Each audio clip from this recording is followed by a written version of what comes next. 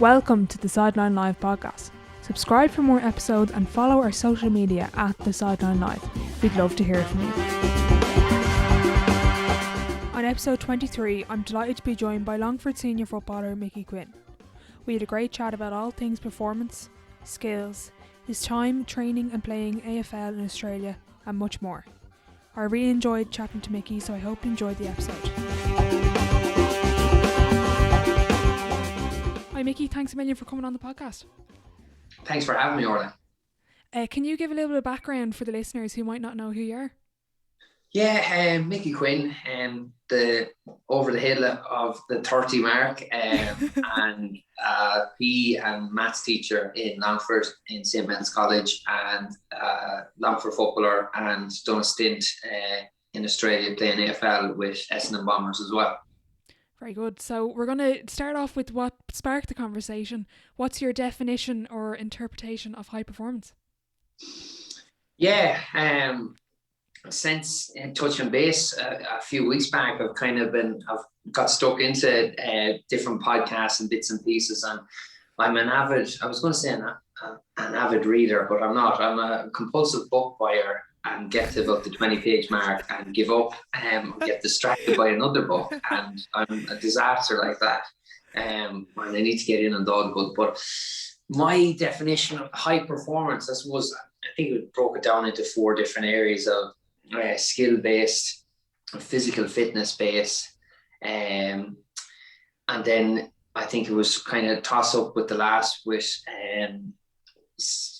psychologically based, and that mental preparation, and then just general life skills and communication skills, kind of all kind of the other 2 little bit separate, but having that base and the knowledge to put all 4 of those kind of pillars together to lead towards optimal performance would be where I probably thrive or look at things probably as an athlete, as a coach, and then probably from the teaching side of things too.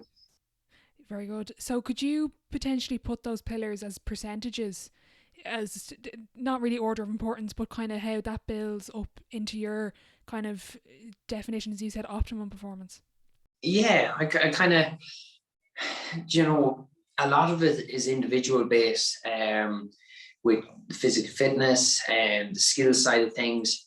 But then when you go to the other pillars, about working as a team player, the psychological side of things, and that kind of as yourself, but also being able to work well with others, and especially in a team environment, that's going to be huge. That you have those leadership skills built up, or communication skills really, that will help you as a leader or as a member of a team to kind of to rally the troops around you, or work together. So I think the big thing is to focus on yourself mostly, and I think that side of things would be the skill element of the games, and also the physical fitness. And I suppose probably from my own side of things, I've definitely had different pillars where I put all my eggs in one basket and kind of neglect one over the other, and kind of the longer your career goes on, or when you start drifting into coaching, you start understanding and trying to balance them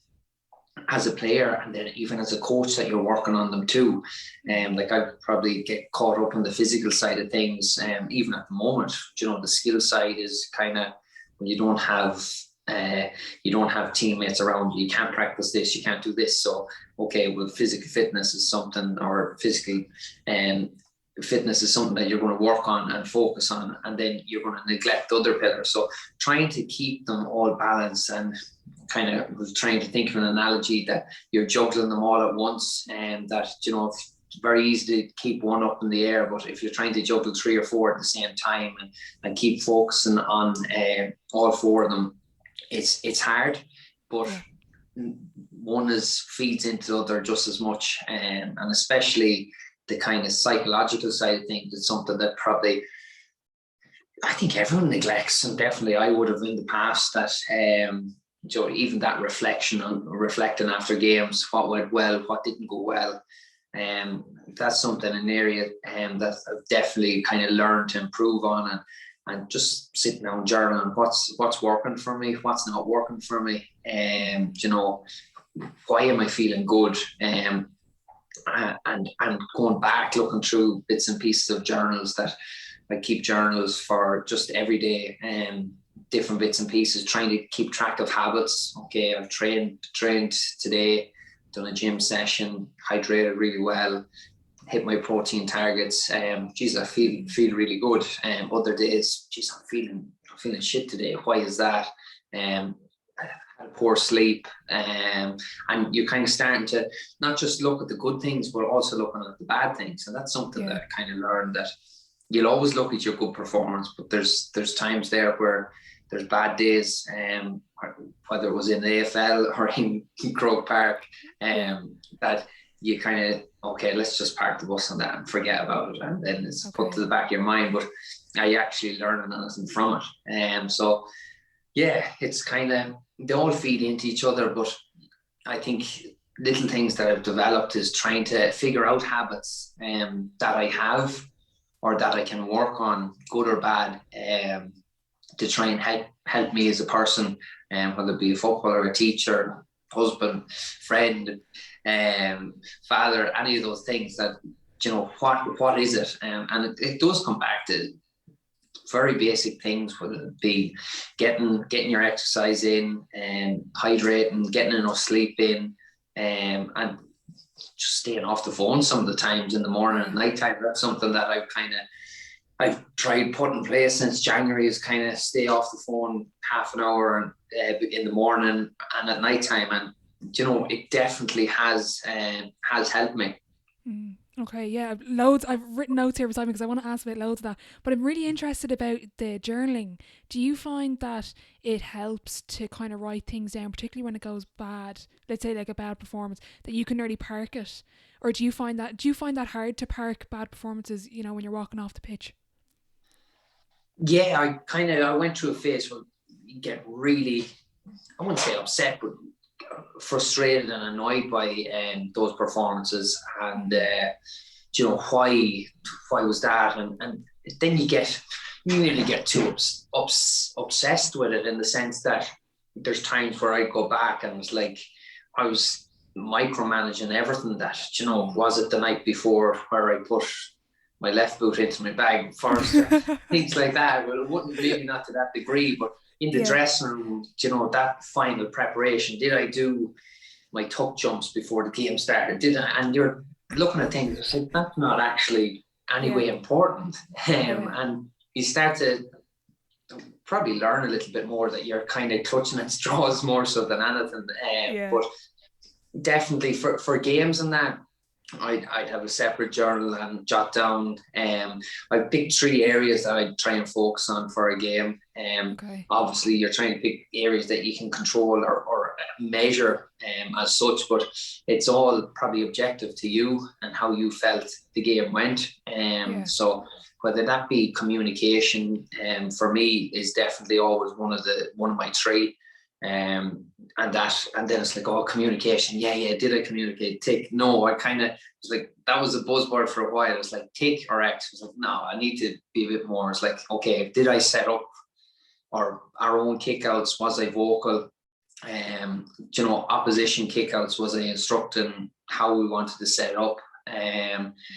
Was I positive to my teammates? And that was definitely something, you know, try and be positive, tell someone they've done something good. And then work rate, you're trying to, the way I broke down my work rate was I had a 5-4-3-2-1. No, what were I think 1 was a block down, 2 intercepts, 3 track backs or chase backs, picking up someone else's man maybe. 4 would be line breaks, and 5 good passes or something along those lines. And I try and break it down with that. That, okay, well, there's something now. Or that could be the skill focus, sorry, not the work rate. And kind of fed into the work rate would be the 3rd one. And then at the end was just enjoy. And you kind of get so caught up in the process and doing this and doing that, but you kind of forget about the enjoyment side of things, or I would have in the past. So that was an area that I said, right, big red pen, enjoy it. And it's definitely helped me. And kind of looking back, and it's probably something that I let myself down on. I don't probably look back on things enough to kind of see, okay, this is what went well, that's what went well, I'll take that. And that reflection side of things is something that I definitely can improve on. Yeah, okay, that's really interesting. And I'm interested to hear as well, you mentioned the boots and the tuck jumps. What's your sort of pre-game routine? You sound very superstitious. Yeah, not even. I'm kind of, it's stay out my way within 24 hours a game. Very catchy, edgy, really. Like I probably get to the stage where until I have my bag thrown in the car and I'm in the car heading for the football pitch or heading to get the bus to the football pitch, it's almost like, right, yeah, now it's game day, now I'm ready. Whereas up until that point, it's like everything's edgy. Did I put that in the bag? Better check that. And it's an area that I kind of need to relax a little bit. Yeah. Last was the teammates was she's very intense. But look at it's kind of, you kind of pick up bits and pieces and you try and learn from what worked and what doesn't. And probably I got to stages before games where I worked myself up that much that I get sick before a game. And then it's like, okay, I'm ready to go now. But you're like, Jesus, that's not right. That's crazy. And whether it was drinking too much water or kind of almost just hyping yourself up to a level that it wasn't really necessary or beneficial. So pre-game routine, just it's usually gear is always ready the night before, and even the night or 2 nights before, I'd probably have my journaling done and jot down the few bits and pieces that I want to focus in on, and kind of keep that time. I'd leave it out on an island there that I can kind of have a look and, okay, tick, okay, such and such, marking this person, or you want to do this, okay, and then little things like that, and everything ready, and try and be prepped and ready to go the night before, that you're not rushing. So being organized would definitely be something that, and even being on time. I'd probably prefer to be at the ground 3 hours before a game rather than an hour. And sometimes when I got to the stage where I wouldn't go with some people because I want to be on time. Yeah. Oh God. So, right. Yeah. So I mightn't have told them that now, but they'll know now anyway. Yeah. And I like the way you said get to the game 3 hours before. Is that to help settle the nerves? Would you get nervous before a game at all? Yeah, like it's funny. I nerves are kind of. I wouldn't say I never really got nervous. Definitely nervous, but I kind of got to the stage where it was almost like building, working yourself up to a stage, and then that release was getting to the ground for me. A lot of the time, it wasn't even running out on the pitch and okay, I'm ready. It was just parking the car and walking into the dressing room. Was like, okay, now I'm on. So that was my kind of way of looking at it. Yeah, okay. And you mentioned there before you would nearly hype yourself up too much and like drink too much water and all that. How did you get away from that? Did you get help from anyone? Was it just trial and error? Trial and error, but probably just generally chatting to different psychologists. We would have 1 or 2 working with us for Longford and picked up bits and pieces off them. And then Anne-Marie Kennedy would have had great conversations with her when I was teaching in Castleknock College.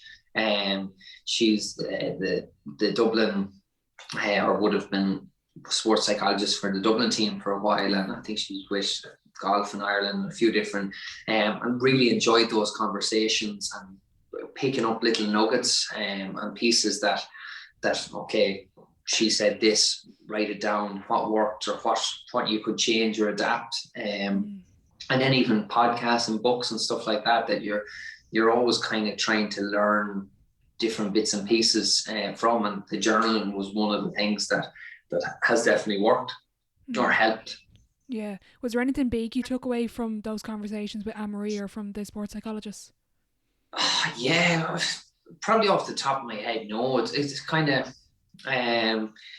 like it's very hard to pinpoint one exact thing, but definitely it was kind of, it's just that kind of being mindful of and being in the moment rather than focusing on and the controllables, that not getting too caught up on stuff that, look at what's going on, if such and such is happening you can't really do anything about it, so is it any good worrying about it? And that's probably, in hindsight, looking back, sometimes as a captain of different teams, that because you get the captain title of captain, that you kind of try and take on too much responsibility, I found, or kind of try and control things that, you know, you just have to almost lead by example rather than trying to worry about, wonder did he eat his pasta the night before he came. And Yeah. for example, stuff like that, that you kind of just worry about yourself and kind of and lead by example was the best thing that you could do, rather than getting caught up in stuff that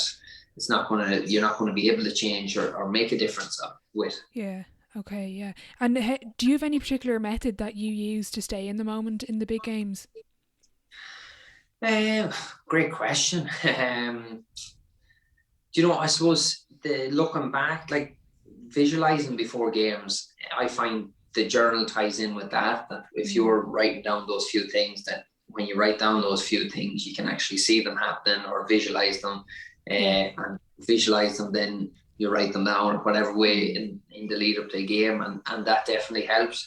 And then when it comes to staying in the moment in a game, it could be just simply going back to those 1 or 2 points that Yeah. you had. Okay, let's just go back to them and reset. And I suppose whether it be just taking a breath and just taking a step back, and having that kind of mantra or focus that you're going back to, that you have written down. Okay, yeah. So I'm gonna. I wanted to talk to you about your experience because I suppose you've had a really interesting journey in terms of being exposed to high performance and professional environments with the likes of soccer, Gaelic football, and AFL. Yeah, and it's something that I love, and it's something that, kind of mentioned it before, that when I am finished playing, I do hope to go traveling and kind of seeing different bits and pieces of those environments. Like I remember going to Irish rugby training and sitting watching and trying to see, okay, well, what's he doing? Conor Murray, watching him doing runs along the side and stuff Yeah. like that. I'm intrigued by um, that environment and how it all runs and works. But I suppose you take different bits and pieces, like in the AFL, when I was over there, like the training standard was just phenomenal. You know, when you're at the club, the recovery side of things, and even just little habits like running to the furthest cone. It was kind of the big thing at the moment, or at there, was distance covered in a game or even in training. You were kind of produced with your GPS in the training or a game, and it's like, how in God's name did he run 2.5 kilometers further than me? Yeah. And then you're looking back at a training session, right? I'm going to keep an eye on this. I was watching some of the kind of elite guys or the guys at the club that were hitting huge numbers, and I was like, okay, there he is. He's after running to the furthest cone. Anytime a drill goes to start, you'll all pick the guys out who pick the short one right beside the coach and say, right, we're into this drill now. And there's 12 lads behind that cone, and there's Yeah. one Yeah. at the furthest one away. But it's funny too, the furthest one away, if you watch the guys that are on the furthest one away, you can pick whereabouts or what their role is in the team. And that was something that stood out for me, and it kind of something that I kind of brought back. And it was funny, I remember been back with my club for about 6 months and training, and I suppose they wouldn't have seen me probably with the club that much. I was kind of straight off with the county, and after a while it was a race. There was 3 or 4 that were racing to the furthest cone, and then you're like, you're bringing a few with you, which kind of, Yeah. it became a bit of a game. And it's like, as soon as the coach would say, right, we're into this one, and it was a race out to the furthest cone, and it's like, Jesus, you know, this could actually be, it's a bit of fun, but you're Yeah. getting an extra sprint in, and it kind of maybe set the tone for a lot of the younger lads too. Yeah, I like the way you said it keeps it fun, because sometimes maybe you lose sight of that. How did you find that professional environment and being so focused on your game and your performance? Like, I suppose you would have had time off during the day, but it's very different to GEA. Yeah, I probably, like, it's funny looking back on it, I kind of think, Jesus, was I, like, what you know now is always great, but looking back on it, that it's a tough environment too, that when things are great, they're brilliant. And then when they're not, you're slated, and you kind of, you go back and you're like, Jesus, reading bits and pieces of comments or an article in the paper, or remember different things happening, or remember, not a mistake, I kind of got through and goal in a game and fluffed a shot, thought that it was been chased down and rushed it and completely missed it, and I was like, oh jeez. And those kind of things, you dwell on them, but I do think mistakes that I would have made kind of had knock-on consequences from coaches, like, oh, he's not ready for this game, and then you're trying to undo some of those mistakes that you might make in a game, and maybe trying to push things out too far, and you're kind of the analysing side of things, kind of over analysing it. And you mentioned it there, that the fun goes out of it very quickly, and I think that's what probably got me there in the first place, and probably why I started off so well was just pure enjoyment and naivety to just go out and play, and do what I done best was kind of sell a few dummies, give and go, and enjoy it.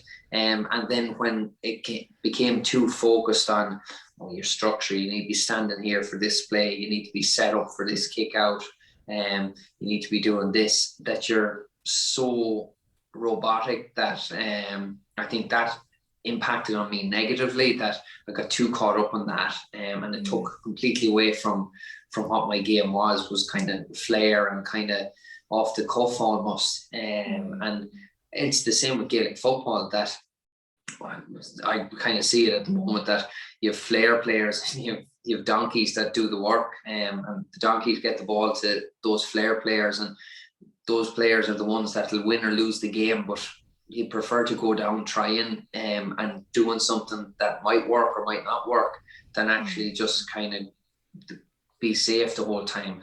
And that probably comes with the fun side and taking risks, that I think we probably, it goes over a game. Like, why does everyone love to watch Jeremy Connolly, Shane Walsh with Galway? Because they do the unexpected thing, they do things that they're probably not supposed to, and when they come off, it's like, oh wow, that's brilliant, that's brilliant to watch.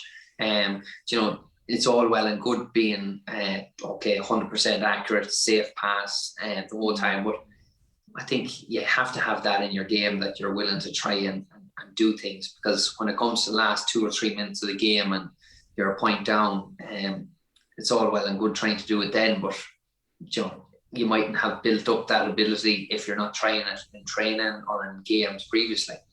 Definitely. Yeah, I actually had a couple of those points written down about losing that creative flair, because I definitely think we are. And as you said, when you went to Australia, it was very structured, very kind of to the point. You do this and you do it to the best of your ability. Do you think that we are becoming too structured in the GEA, particularly maybe at club level? Yeah, definitely with club level, but it kind of all feeds around. Like, it comes in, I do think it comes in cycles. At the moment, you look at soccer, high press and on kickouts at the moment is kind of, every team is doing it, and every team's going short with kickouts, whereas in the past it was always long. And probably links to Gaelic football, similar, the short kick out, they're trying to change the way the kick out has been done. Stephen Cluxton has kind of,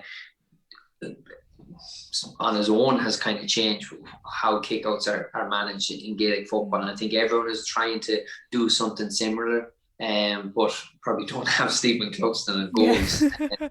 So I think most coaches are trying to replicate or copy a certain style or structure that is the trend or is on point at the moment, and I suppose the way certain teams, like look at the northern teams, maybe more physical in the past, but that has kind of changed. I do think you kind of have to, as a coach, you're looking at your players and what suits, rather than, okay, we're going to play a sweeper because every team in the country is playing a sweeper. Why not play 7 forwards and back your defenders to go man on man, 5v5? Might be more space, but if you have enough pressure on up the field, and that bit of creative thinking as players, and to kind of from coaches to give it to players, is something that I do think is lacking. Like the way Dublin are playing now, they've adapted to probably what different teams have tried to do to them, and they've done the running game, transition at pace up the field. They've done the kind of being patient because teams are set up, and you kind of have to have a few different things up your sleeve. But I do think it's kind of the coaching side of things that are kind of can hinder or inhibit players from showing that creative flair, and that's something that you really have to be mindful of as a coach, as a teacher, and probably the last one as a player, that you don't want that taken away. Yeah, and how do you think, maybe particularly at underage level, that coaches can really emphasise, I don't know if that's the right word, that creativity, and not let the players just be so focused on their performance? Yeah, I think probably small-sided games is the big thing at the moment, and it probably has been for the last number of years, that small-sided games are the way to improve skills, decision-making. Brilliant. I definitely agree with that. I do think we probably skipped to the small-sided games very quickly. Even under 8s, under 10s, even under 12s, that if they haven't got those basic skills kind of developed, well, why go into those games? Like, you have to have a certain baseline level of those skills. If you're not able to kick comfortably, hand pass comfortably, pick up, catch, those basic ones, then going into a 1v1, 2v2, 3v3 situation isn't going to actually help, I find, from looking at from a really underage point of view. And I think what happens is small-sided games for coaches at that level can actually turn out to be 7-a-side, 11-a-side. That's small side, but you need to go smaller, like 1v1, 2v2, 3v3 is like, at that age, I think there needs to be nearly a cap. Albeit there's an awful lot of organisation and prep for setting up that many football pitches. But I think that creativeness as a coach to kind of look that way, rather than getting too caught up in small-sided games, right? 7v7. There's probably going to be one predominant player in both teams, and they're allowed one play or two plays. A small pitch like that, those players will run amok regardless. And that's kind of not the whole point, that you're trying to develop everyone as best you can, and that's an area where I feel that the individual skills, having time, and everyone has a ball, that you're practicing flicks and tricks and skills, and get the ball from the ground up into your hand without using a pickup. Do a rainbow flick, do something, try something, show me a new flick. And then you're kind of thinking, geez, there's something. And you're giving them that little bit of an autonomy to try different things, that it's okay to try different things, rather than, you're supposed to hand pass like this. And I see that, and that's an area that I think the best coaches in Gaelic football, soccer, any sport, I think when they go back and coach the underage or the youth, I see it in clubs, that your best coaches should be with the youngest, under 8s, 10s, 12s, 14s. This thing of worrying about winning underage titles, it's not really the point. It's trying to develop them as players, that they love the game, firstly, that they're able to compete. And if you do that, then you'd hope that once they hit the 18 or minor age group, that they'll still want to keep playing afterwards, and make that push through. Definitely. Yeah, and I also think maybe we don't give kids enough credit. I'm coaching underage, and during lockdown we would have done a lot of come up with something. And some of the videos they were sending in blew us away as coaches. We were like, oh my God, like we couldn't do any of the stuff they were sending in, like. Exactly, and unless you're in an environment or a position like that, where they're video and send it in, or they all have a ball each, Yeah. you're not going to see that. I was like, geez, I didn't know you could do that flick. How? Oh, I actually play soccer, you know, 3 months of the year, 6 I play with this soccer team, and you start to realize, right, there's something that I didn't know about that boy or girl, and they are skillful, but maybe their confidence is low and they don't get the ball enough in a game to actually see that. So you start to, it opens your eyes a little bit. It's like, okay, geez, there's someone now that I could really actually keep giving them feedback and positive feedback and bump them up. And there's definitely potential there. They're maybe just too timid or too small. But without seeing something like that, they're the kind of players that kind of drift away, and you're kind of, oh, it would have, I don't know, he didn't like it or she didn't like it. Whereas if you kind of pick up those things earlier on in their life and as a coach, that it might actually be more beneficial for them.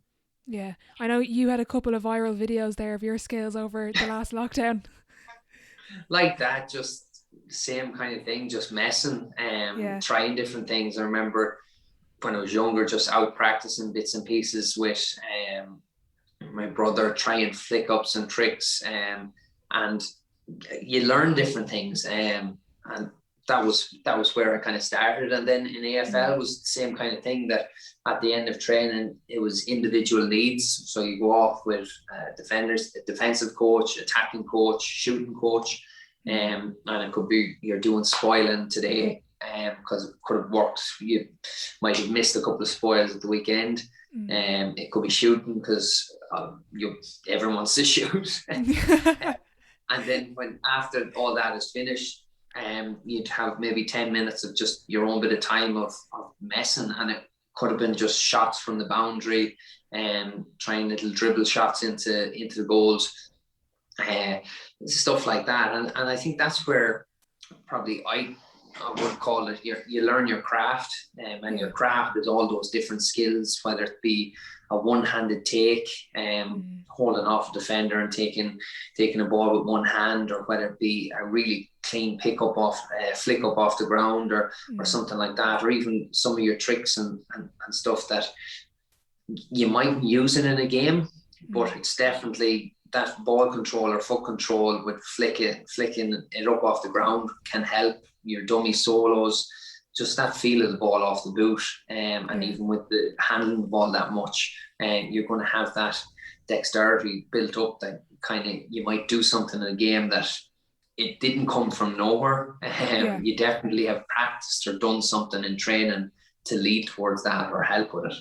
Definitely, yeah. And how much do you think your time in AFL kind of influenced your own individual training?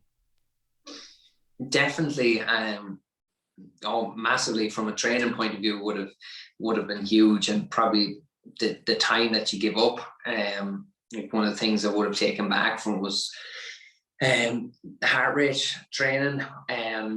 We'd have typical schedule for pre-season would be Monday, Wednesday, Friday would be the big days. Monday, training in the morning, 9 till maybe 11, half 10, 11, and then you get your recovery and your shake-in, ice baths, and then you'd have flexibility into lunch, and then you'd have gym sessions after lunch, maybe a team meeting, and then after the team meeting, massage.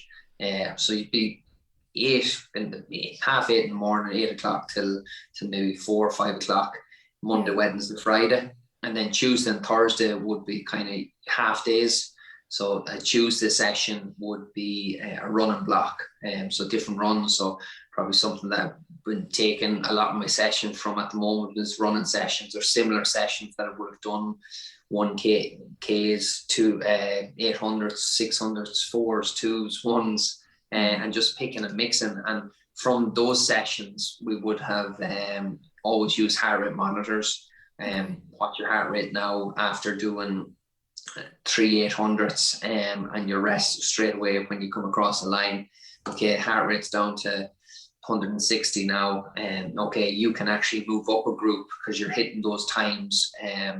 You're hitting those times for the 800s. So we'll jump you up a group, which the group ahead might be you're doing the 800s in 3 or 4 seconds quicker, and they'll be basing that off your heart rate and stuff. And that kind of gave me an interest for that. It's like, okay, when you're training, when the heart rate's on, that there's no hiding. And I suppose that's something that I kind of enjoy, that when I come back in, look at the watch or look at the app there, and you're kind of checking. It's like, okay, geez, I did hit a max heart rate there, and I did hit a max speed, and it's telling me that my workload was really high, and you can kind of manage your training off that. And that's probably what I've been doing for the lockdown, and that is using it as a gauge. I suppose the other side of things, you get too caught up on that and the physical side of things, and you forget about the skill, and then you get, okay, I want to really get a blowout here. And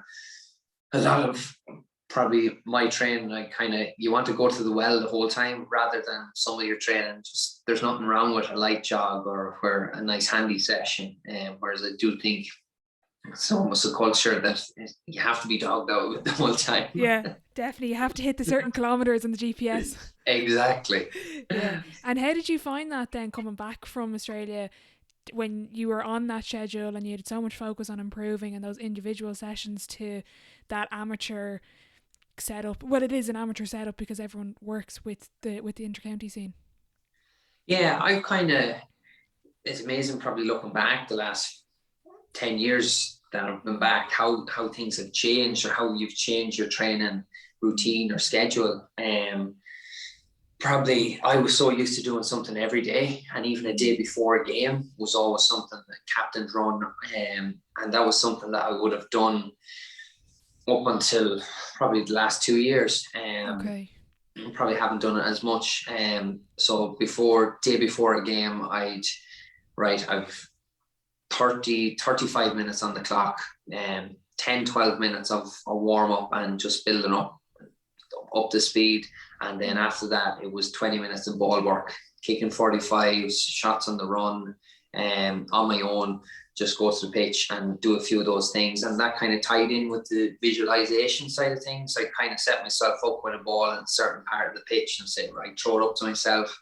Okay, play a quick 1-2 with myself, go and kick a ball on the run, and things like that. So that kind of tied in. And then after that, I get in the car and go and do a recovery session in the pool for 30 minutes, just some pool walking and stretching, and then home and rest up for the rest of the day. But then kind of as time went on, I was like, geez, you know what?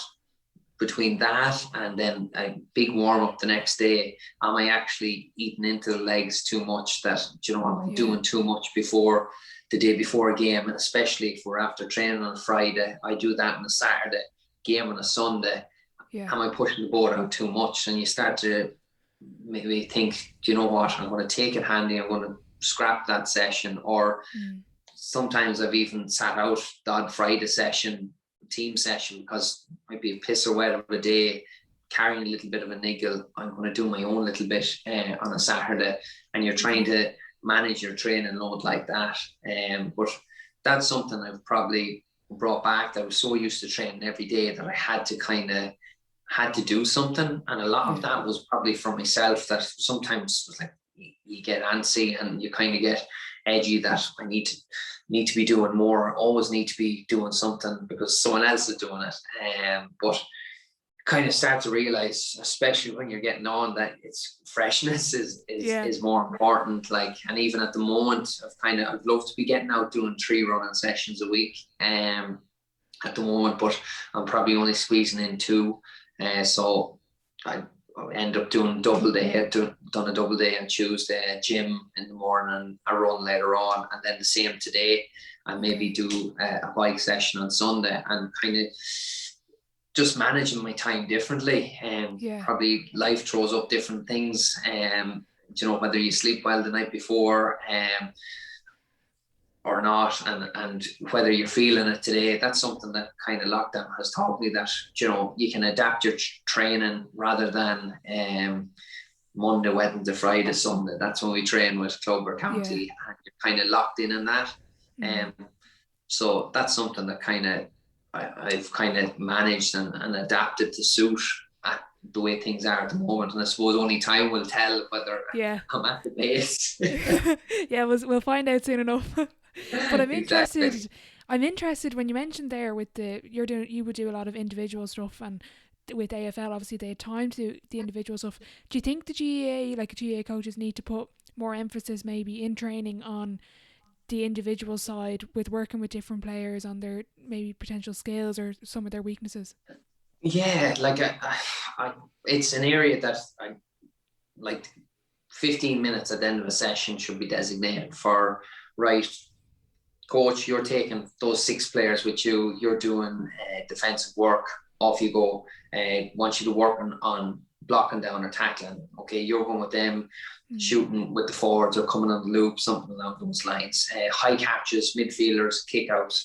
And break it down to, I'd love to break it down to those individual needs. Like, I think what probably bugged me some of the times, and I see it probably from both sides now, is, arriving to training an hour beforehand, and you do your warm-up, physio, whatever, and you're ready to go and get out on the pitch. And there's times where coaches, or probably different coaches, wouldn't have let you on the pitch because, okay, you're not kicking ball before training because you're going to get injured. Because some lads come and rock up, boots on, out you go, bang, let's kick a few 45s. Yeah. So hamstrings tight. Why is that? I wonder. I've no idea why your hamstrings tight. Whereas that kind of bit of trust in the players that, right, okay, here's your routine. You have to do X, Y, and Z before you can go kicking. And you're not kicking over 30 meters before training or whatever it is, and work it that way. Whereas it's very much, okay, we're all going to go out together as a team. And I suppose it does come down to the time side of things again. You're trying to manage time as best you can.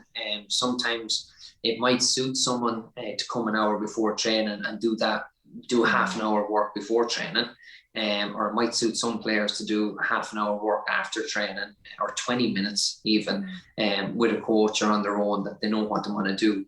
And it's just managing that. And I think that's the difficult side of things in GA and a team environment, that everyone's coming from different approaches. But I think the knowledge and the education side of things about, okay, manage yourself, don't be doing too much. And I suppose that was probably something that I would have done in the past, that probably almost coaches wouldn't nearly let me out, because I'd be there too early, do too much, and then into training session. And the freshness side of things was more important, and definitely you were probably right.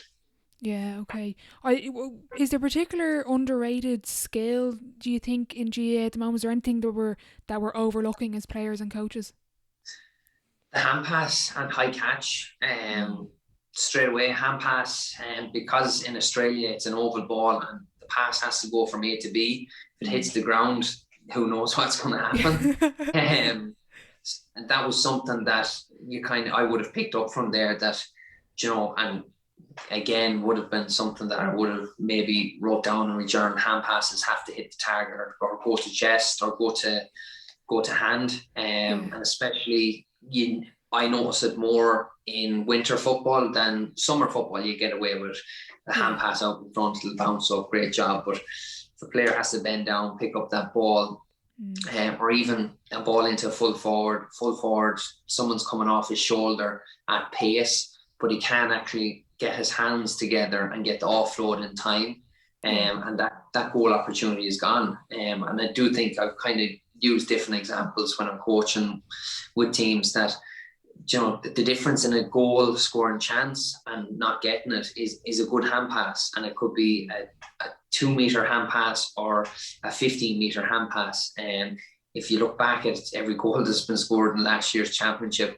a lot of it is a hand pass, was the last pass, or possibly 2 passes back that would have made that opportunity.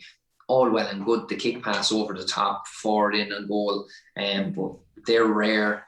So the hand pass is something that I feel is definitely neglected and undercoached and utilised skill. Okay, yeah. And in terms of your own individual training, what would you practice and what would you emphasise, maybe particularly at the moment, if you can get out to the pitch? Yeah, probably haven't been doing enough and want to do it more. Mm. Getting out and just kicking is definitely something. Kicking off both feet, probably for me, too much of a habit outside of the boot and love it. Okay, yeah. Probably taking a bit of pace off the pass, and probably counterproductive, playing passes in probably too fast and that they're difficult to handle. And Yeah. probably with the new rule, inside 45, getting the mark of probably, I was like, every pass nearly had to be an outside the boot pass and try and drill it in. Yeah. Whereas that in-step pass, that one bounce pass, is something that a skill that it's I definitely, from my own side of the game, need to work on more. That simple, just one bounce pass, rather Yeah. than going to try and hit it on the full. Yeah, I'm interested because I can't remember who it was, but it could have been a podcast, and a player was saying they never punt kicked a ball in a game. It was always either the instep or outside of the boot. Yeah, like it's kind of, I don't see the punt kick, even all the GA cards and but all practice punt kick. Like Yeah. there are very few. Michael Darren McCauley maybe, and Kev Mack for goals. Yeah. A few guys like that you're looking back and that there's a punt kick. But look, it is a skill. Whether the punt kick kind of helps in keeping the trajectory of the ball down. So going through on goal on the run is definitely one of those that you can kind of to keep it low. But other than that, it's rare that you see a kick pass out the field. It's usually around the corner or a hook kick in step or outside the boot. And probably from working with Mick Bohan, simple things like that. He would have been brilliant at those complex skills like in step with the right, punt kick outside of the boot, and you're practicing all those different kicks. But it's like what we were saying before, that feel of the ball off the boot, whether it be in step, punt, or outstep, or outside the boot, that you're kind of getting a feel for it, and that you're able to do it. I suppose if you're practicing the punt kick the whole time in training, you probably would bring it in games, but it's a skill that it's rarely used. If you had the opportunity, I know you mentioned you got to go to kind of Irish rugby training. If you had the opportunity to visit any team or training session in the world, who would you like to go and observe? Probably two. Probably Pep would be a coach that you'd love to see the likes of him in action, and see just the behind the scenes training, and just how he coaches the team, and a Premier League setup. A Leeds fan myself, or I jump on the bandwagon. So even Marco Bielsa, to see his training methodologies and the way he coaches teams, is someone that you'd look at. And probably there's a young guy, George Bell, who's from Longford, and he's over there as a sports scientist, and would have touched base with him to go over to a game actually last year, and he's filling me in on some of the stuff from it, and you're like, Jesus, do you know what that is? It's interesting to hear. I think a lot of the players would have talked about this murder ball, where they're just going hammer and tongs for as long as they can, playing the ball would just stay in play for as long as possible, or for a set time, and you're looking at that intensity and how do they play the way they play in the Premiership. And it's probably from the way they train. So getting an insight into those kind of teams would definitely be something that you'd be keen as a coach to see.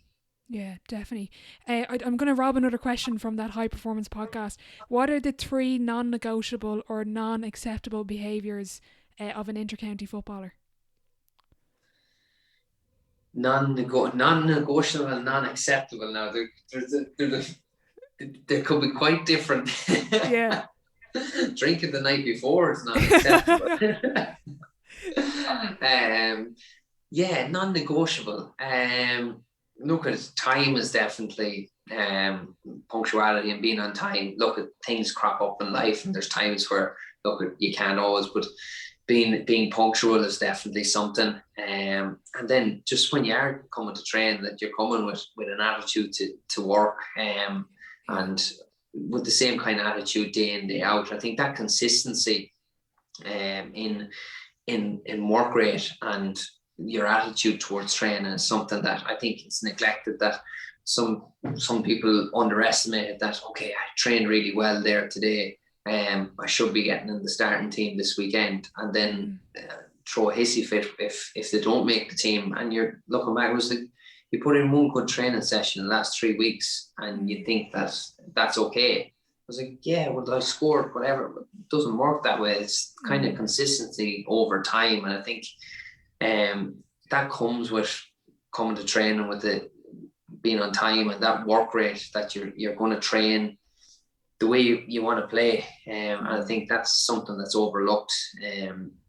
That lads approach training as, I'll go with the flow today. I'm not feeling it. I'm not in good form. Had a long day at work. I'm tired. But the game doesn't really allow for that. That you kind of have to kind of put on the blinkers and just forget everything that's after happening and kind of get the most out of yourself, rather than, okay, I'm not feeling it today. And there are times if you're not feeling it, sometimes you might have to just take a step back and flag that and say, look, it's probably best to sit this one out. But a lot of the time that you feel 100 times better for actually putting your shoulders to the wheel and putting the head down and grinding, rather than sulking and moaning and kind of, looking at the watch, when's this session going to be over, and let's get out of here. So that consistency in training and that consistency in work rate to put in those effort, and probably would have touched on it before, that leads to that delayed gratification. I think everyone wants results straight away, and it kind of goes hand in hand. If you play well in training, I should be playing this weekend, but you're only back from injury, you haven't trained in the last 3 weeks. You have to put in the shift to get that delayed gratification, rather than just hoping for a quick reward straight away, because you might get the reward, or get the start, but the performance inevitably isn't going to be up to scratch. Yeah, okay. I'm going to move on to the sideline 7. It's the same 7 questions for every single guest. I'm going to start off with question 1. What is your favourite quote? Consistent habits equals consistent performance. The habits seem to be your kind of go-to. Yeah, I'm on that habit buzz now at the moment. Yeah. I don't know what 20 pages of the book I read there. Question 2, best sporting event you've been to, and that can be as a fan or as a player. Look, you can't go past All Ireland Day, but Anzac Day in Australia, Essendon versus Collingwood. It's the only game played on that day every year for Anzac Day, and 100,000 in the MCG, and it's just phenomenal. Like, I've never got to an AFL grand final, but that was just a couple of them, and it's something special. Yeah, that sounds pretty spectacular. Biggest setback or challenge so far in your career? Yeah, probably injury, break my ankle, would have been probably the biggest one. That's like, okay, can you come back from it? And probably that was one. And probably returning home, that you kind of from Australia, that you were kind of thinking, am I doing the right thing, or am I seen as a failure because I'm coming back? And then probably putting the shoulder to the wheel and kind of putting in the training. Then when you did get back to get back to that level from the injury, and also when returning home from Australia. Biggest achievement on or off the pitch?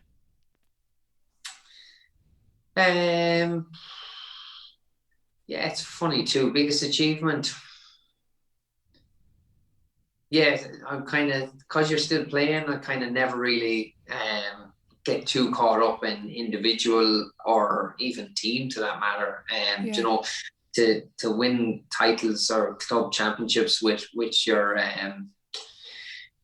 with your friends growing up is definitely something. I suppose playing for my country with international rules is definitely something that I probably will be my biggest achievement when you do mention it, that to get that opportunity and come back. That year was probably one of the most successful years. 2015 Sigerson playing for my country, club championship. It was definitely a year where things all fell into place almost, and probably if I look back on what I was doing then, something that I could definitely try and take bits and pieces from. So yeah, that would be definitely my biggest one. Dream dinner guest and why? Oh, you can pick a few now if you want. Yeah, it's funny too. I'm a big League of Their Own fan, and Freddie Flintoff is someone that I reckon would be quite a character. You know, you'd love to. Some of those coaches that we mentioned before as well. Might need a translator for one or two. So the dinner table will be building up very quickly. But yeah, look, you want someone there that you're going to have to crack with and have fun, and someone that's a good storyteller. So as well as trying to pick someone's brains and get some good stuff from the coaching and playing point of view. So anyone along those lines, I think at this stage you take anyone as a dinner guest for a change up. Yeah, definitely. A final question: if your life was a book, what chapter would this be called? The Wind Down.